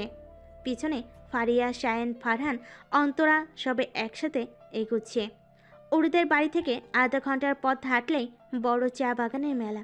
চাকমা ক্ষুদ্র নৃগোষ্ঠীর অনেকেই চা বাগানে কাজ করছে। অন্তর এসে সবার সাথে কিছু ছবি তুলে নিল। ফারিয়াও তাদের সাথে হাতে হাত মিলিয়ে কিছু হেল্প করে দিচ্ছে। ফান আর শান এক দৃষ্টিতে তাকিয়ে আছে অন্তরার দিকে। কিছুক্ষণ পর শানের দিকে তাকাতে ফারহানের একটু বিরক্তিকর অনুভব হলো। ও কেন অন্তরাকে দেখছে? অন্যের পছন্দের জিনিসের প্রতি তোর বরাবরই নজর দেওয়ার শখ। ফারহানের কথা শুনে শান ভুরুকুচকে ওর দিকে তাকাই, পাল্টা প্রশ্ন শুরু করে। মানে? ফারহানের মাঝে আগে নাই কোনো ভাবান্তর নেই। সে এক দৃষ্টিতে অন্য জায়গায় তাকিয়ে আছে। কি হলো? অন্যের জিনিস বলতে তুই কি বোঝাতে চাচ্ছিস? তোর স্বভাবটা একটু বেশি বলে ফেলছিস না? সব কিছুর জন্য তো তোর কাছে আমি ক্ষমা চেয়েছিলাম। আর নাটক করতে হবে না। এখন তো তুই নামি দামি গায়ক হয়ে গিয়েছিস। আমার মতো সাধারণ কেউ তোকে নিয়ে কি ভাবলো তাতে কি তোর আদৌ কিছু যায় আসে? ফারহান তার কথা শেষ করে সেখান থেকে অন্যত্র চলে গেল। শান অনেকটা সময় চুপ করে ওর যাওয়ার দিকে তাকিয়ে রইল আর মনে মনে ভাবলো এই ছেলেটা সবসময় ওকে ভুলই বুঝে যাবে। ওদের মধ্যকার সম্পর্কটা কেউ ঠিক করতে পারবে না, কেউ না। এই অন্তরা দেখো, ওই প্রজাপতিটা কি সুন্দর। ফারিয়ার কথাই তাড়াতাড়ি নিজের ক্যামেরাটা হাতে নিল অন্তরা। ধীরে ধীরে একটা ছোট ফুল গাছের পাশে এসে দাঁড়ালো। খুব সাবধানে ক্যামেরার ফোকাস ঠিক করে একটা ছবি তুলতে যাবে। ঠিক তখনই শান পিছন থেকে বলে উঠল, তোমার বুঝি ফটোগ্রাফার হওয়ার খুব শখ? হঠাৎ আওয়াজ পেয়ে প্রজাপতি উড়ে গেল। অন্তরা শানের দিকে এক বুক হতাশা নিয়ে তাকায়। ও সরি, ছবি তুলছিলে খেয়াল করিনি। It's okay. ওই বড় গাছটার ছায়ায় আসো, সবাই ওখানেই আছে। বাদাম কিনে নিয়ে এসেছে আরিয়ান, সাথে সবার জন্য চা। অন্তরাও শায়নের সাথে সবার কাছে গিয়ে বসলো। অন্তরার শায়নের পাশে বসাটা যেন সহ্য হচ্ছে না ফারহানের। মুখে তার রাগটা পরিষ্কার ফুটে উঠেছে। তবে কি ফারহান অন্তরাকে ভালোবেসে ফেলেছে? যে ছেলেটা কোনো মেয়েদের সহ্য করতে পারতো না, সে কি তবে কোনো মেয়ের মায়াতে আটকেছে? শান বিষয়টা নিয়ে বেশ ভাবছে। তাদের দুই বন্ধুর সবসময় এক জিনিসই ভালো লাগতো। এখন কি তবে তাদের পছন্দের মানুষরাও এক? এমন সময় আরিয়ান বলে উঠল, গাইস, মনে আছে ভার্সিটিতে থাকতে আমরা ফ্রেন্ডরা কোথাও ঘুরতে আসলে কোন গানটা গাইতাম? ফারহান আর শান একসাথেই বলে উঠল। আরিয়ান বেশ আগ্রহ নিয়ে বলল, তবে চল আজ আবারও স্মৃতিচারণ হয়ে যাক। কফি হাউসের সেই আড্ডাটা আজ আর নেই, আজ আর নেই। কোথায় হারিয়ে গেল সোনালি বিকেলগুলো সেই? আজ আর নেই। বিকেল গড়িয়ে রাত নেমেছে। চারপাশের পরিবেশটা যথেষ্ট রোমাঞ্চকর। ওরদের দোতলা বাড়ির ছাদটা টিনের তৈরি। অন্তর একবার ভাবছে ছাদে উঠবে, একবার ভাবছে উঠবে না, যদি ভেঙে যায়। অথচ সবাই বলছে উঠলে কিছু হবে না। কি করবে বুঝতে না পেরে শেষমেশ সিঁড়ির ওখানে দাঁড়িয়ে রইল সে। এভাবে গম্বুজের মতো দাঁড়িয়ে থাকবেন নাকি কাউকে যেতে দিবেন? ফানের গা ছাড়া কথা শুনে বেশ অনেকটা মেজাজ বিগড়ে যায় অন্তরার। এই লোকটা এমন কেন? কি হলো, কথা কি আরবি ভাষায় বলতে হবে? আরে আজব তো, একটু দাঁড়িয়েছি বলে কত কথা। যান, সরে যাচ্ছি।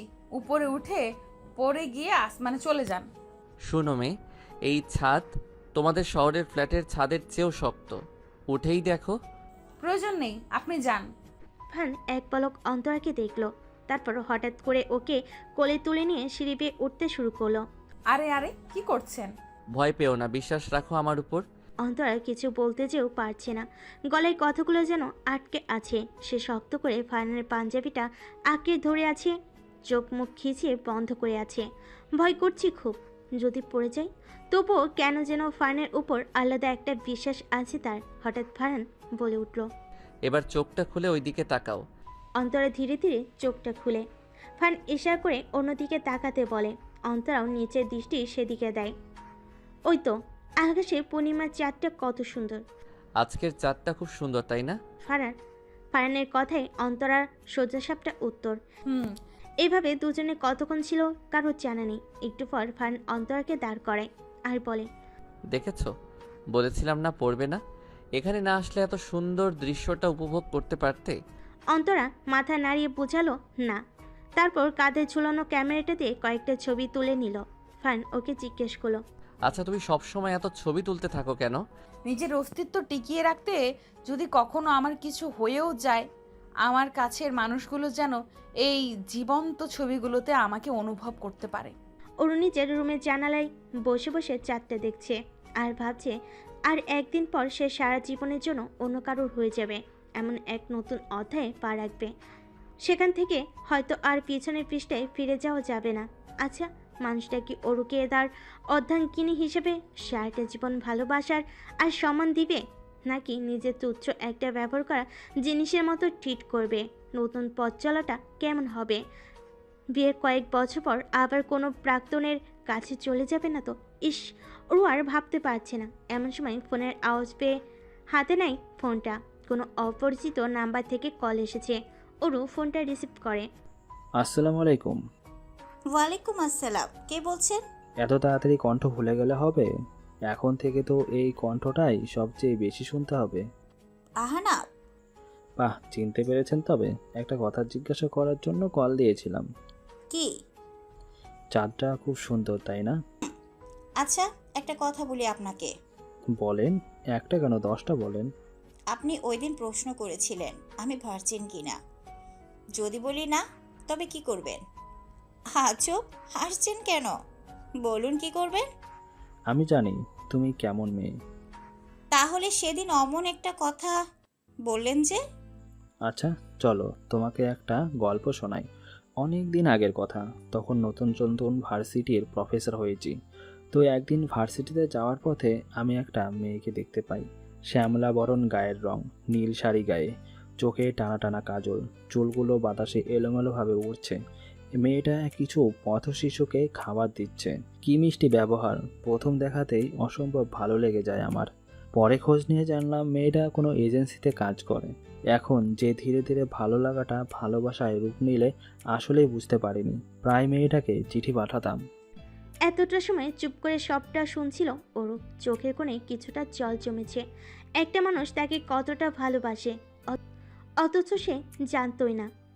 তার কাছে প্রায় অপরিচিত কারোর কাছ থেকে চিঠি আসতো। চট্টগ্রামে ক্যাম্পিং করার সময়ও নীল ডাকঘরে তার নামে কয়েকটা চিঠি এসেছিল। ওরু আর কিছু না বলে ফোনটা কেটে দিল। মেয়েরা আসলেই বেশ অদ্ভুত। অল্পতেই বেশ আবেগে জড়িয়ে পড়ে। এখন তার সেই চিঠিগুলো সব খুলে দেখার সময়, কারো মায়ের জড়ানোর সময়। অন্তরা রাতের খাবার শেষে মাথা ব্যথার ওষুধটা খেয়ে নিল। এবার ঢাকে গিয়ে বড় একজন ডাক্তার দেখাতেই হবে। দিন দিন যন্ত্রণাটা বেশি বেড়ে যাচ্ছে। নামাজ আদায় করে সে শুয়ে পড়ল। এদিকে জেন এখনই সব লেহেঙ্গা জুয়েলারি রেডি করে রাখছে। কালকেই গায়ে হলুদ বলে কথা, সাজতে হবে সুন্দর করে, যেন ডাক্তার সাহেব হার্ট অ্যাটাক করে নিজের পেশেন্ট হয়ে যায়। এদিকে ফারহান পুকুর পাড়ে একা একা দাঁড়িয়ে ভাবছে আর গান শুনছে। আজ ওর গায়ে হলুদ। সকাল থেকে বাড়িতে নানান আয়োজন করা হচ্ছে। এখন সময়টা রাত 8টা। বাড়ির পিছনের বাগানে পাশে বড় করে প্যান্ডেল সাজানো। একটা ছোট মঞ্চে অরু হলুদ শাড়ি পরে চুপ করে বসে আছে। সবাই বক্স বাজাচ্ছে, নাচ গান করছে। ছেলে বাড়ি থেকে কয়েকজন হলুদ নিয়ে এসেছে মেয়ের জন্য। অন্তরা এক পাশে চুপ করে দাঁড়িয়ে আছে।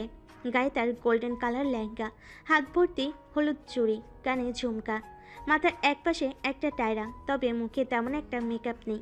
এত সাজ, এত আনন্দের মাঝেও অন্তরার ভালো লাগছে না, কেন যেন খুব খারাপ লাগছে। বারবার মনে হচ্ছে কিছু একটা খারাপ হতে চলেছে। ফারহান একটা গোল্ডেন কালারের পাঞ্জাবি পরে একটা টেবিলের পাশে দাঁড়িয়ে আছে। ওইদিকে বরপক্ষ থেকে আসা কয়েকজন মেয়ে শায়নকে ঘিরে ধরেছে। বেচারার সাথে সেলফি তোলা থেকে শুরু করে একের পর এক প্রশ্ন করে বিরক্ত করে ফেলেছে।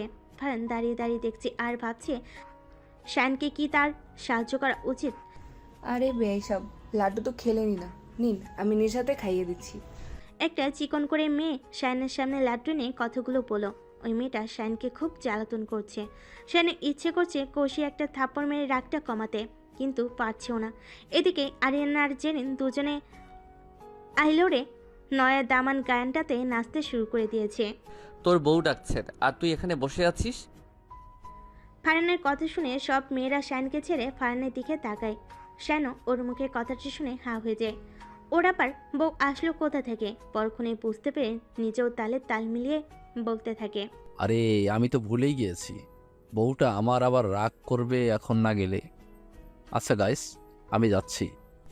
একটা মেয়ের সাথে সাথে বলে উঠল, সায়ান চৌধুরী বিয়ে করেছে অথচ মিডিয়া কোনো নিউজ বানালো না। শায়ন শান্ত গলায় উত্তর দিল, আমি বারণ করেছিলাম, কিছুদিন পর জানাবো, এখন তবে আসি। এ কথা বলে শায়ন ফারহানের হাত টানতে টানতে স্টেজ থেকে দূরে নিয়ে এলো। বা চালিয়ে আমায়, থ্যাঙ্কস। এত ন্যাকামি করতে হবে না।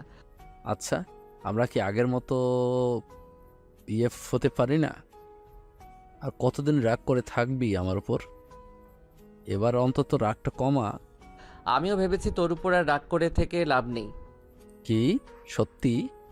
তোর উপর রাগ হয়ে থাকার মূল কারণ ছিল সেদিন গানের কম্পিটিশনে তুই আমার লেখা গান আমার অনুমতি ছাড়াই গেয়েছিলি আর ফার্স্টও হয়েছিলি, যার কারণে আজ তোর এত নাম ডাক। কিন্তু সেলিব্রিটিদের জীবনেও যে খুব জ্বালা তোকে দেখে হাড়ে হাড়ে টের পাচ্ছি। নিজের পার্সোনাল স্পেস বলতে কিছু থাকে না। ধন্যবাদ। আমি সত্যি মন থেকে এতদিন খুব অনুতপ্ত ছিলাম। তবে আমার একটা কথা রাখবি, বল কি? অন্তরার থেকে দূরে থাকবি। শায়ন বুঝলো ফারহান কেন এ কথা বলেছে। সে যে অন্তরের প্রতি দুর্বল হচ্ছে সেটা ফারহানের পছন্দ না। হয়তো ফারহান নিজের অজান্তেই অন্তরাকে ভালোবেসে ফেলেছে। শায়ন এখন আর চায় না একটা মেয়ের জন্য তাদের বন্ধুত্বটা আবার খারাপ হোক।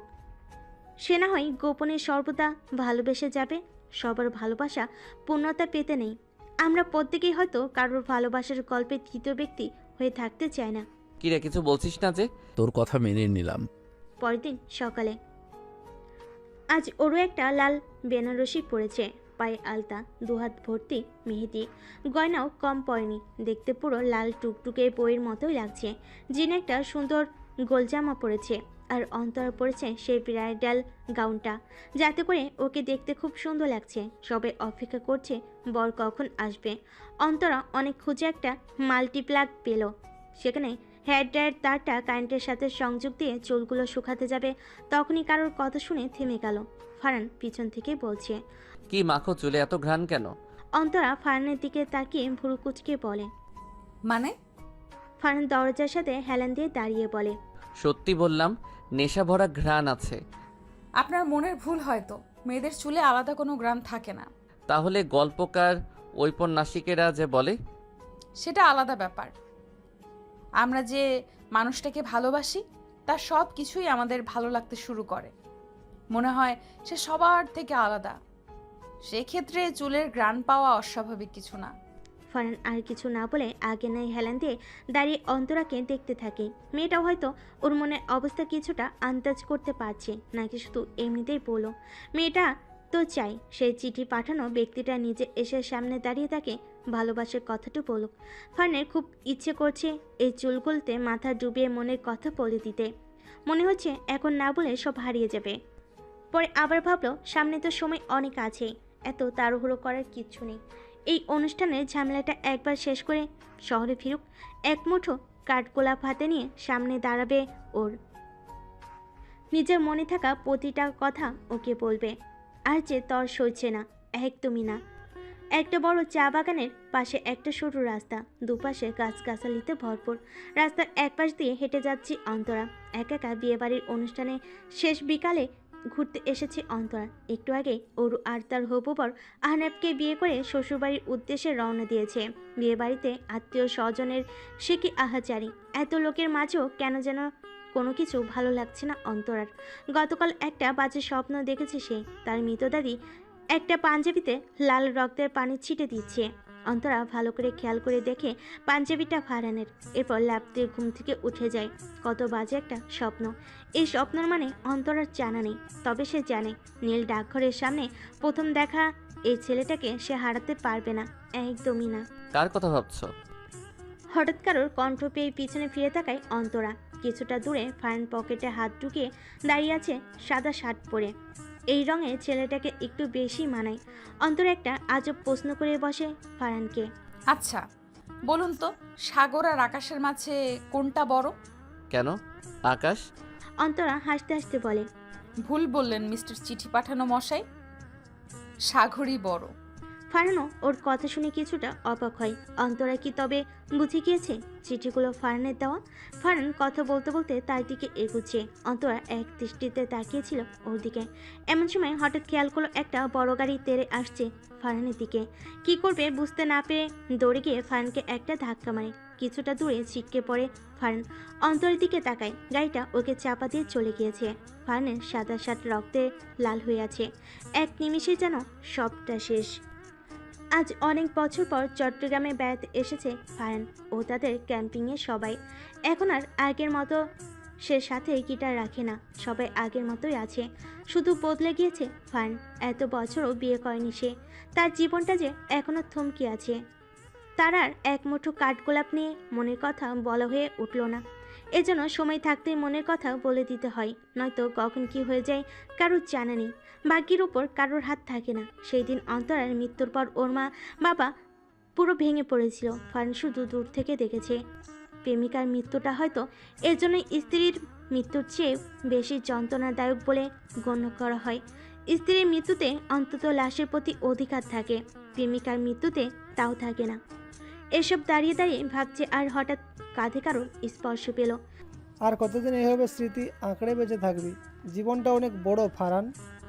আরিয়ানের কথাই ওর দিকে তাকাই ফারহান, চোখের কোণে পানি জমেছে। আরিয়ান কি বুঝবে তার কষ্টটা? সে তো তার ভালোবাসার মানুষকে ঠিকই বিয়ে করেছে, সবে সবার জীবনে এগিয়ে গিয়েছে, শুধু থেমে আছে ফারহান। হয়তো আরও 100 বছর পরও সে এভাবেই থেমে থাকবে। ফারহান আরিয়ানকে কিছু না বলে নীল ডাকঘরটার দিকে যায়। কিছুদিনের মধ্যেই এই ডাকঘরটা ভেঙে ফেলা হবে। এখন আর কেউ স্মার্টফোনের যুগে চিঠি পাঠায় না, এই ডাকঘরটা এখন আর কেউ ব্যবহার করে না। ফারহান তবুও কি মনে করে অন্তরার জন্য একটা চিঠি বাক্সটাতে ফেলে দেয়। অন্তরাকে পাঠানো ফারহানের শেষ চিঠিটা। অপ্রিয় মাথা মোটা, কেমন আছো? জানি আমাকে রেখে দিব্যি সুখেই আছো। অপ্রিয় বললাম কেন জানো? কারণ তোমাকে আমার আর এখন মনে পড়ে না। শুধু সকালের ধোয়া ওঠা চা পানের অভ্যাসটা এখন আর নেই। আমিও এখন কফি খাই। কফির ধোঁয়ায় তোমার চেহারার ছাপটা দেখি। বারান্দায় যখন ফুল গাছগুলো তাদের সুবাস ছড়ায়, তখন কিছুটা তোমার চুলের নেশা ভরা ঘ্রাণ পাই।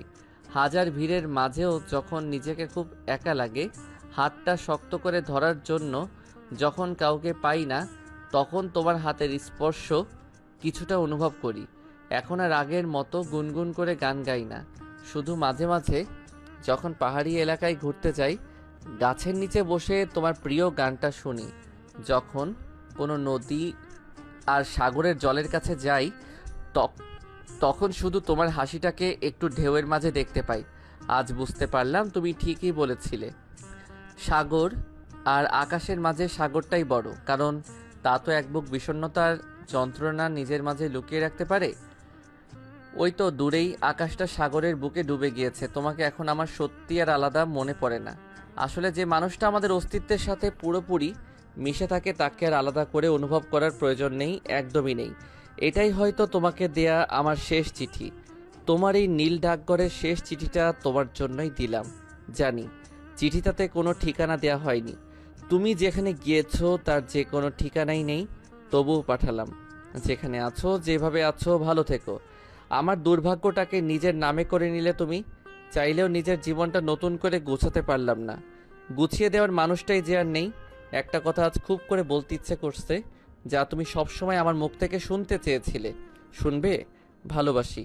এক যুগ পরেও নিজেকে নিজে এই একই কথাটা বলবো যে আমি আজও আমার এক বিরক্তিকর মাথামোটাকে অসম্ভব ভালোবাসি। ইতি, তোমার ভীষণ অপছন্দের কেউ। ফারহান চিঠিটা ফেলে সেখান থেকে চলে আসে।